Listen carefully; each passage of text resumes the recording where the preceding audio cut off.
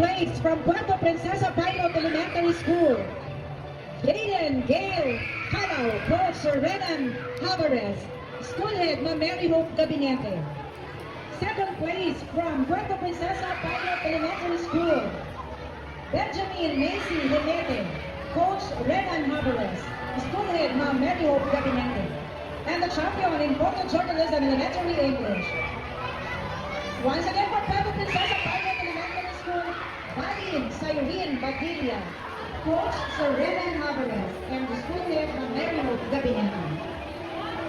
Congratulations! Third place from Manuel Austria Memorial Elementary School, Salve Jesperi Reyes, Coach Sir Ray Lagrada, School Head Ma'am Milagros Ezreal Lista. Second place, again from Manuel Austria Memorial Elementary School, Prudence Sabrel Miguel, Coach Sir Ray Lagrada, School Head Ma'am Milagros Realista.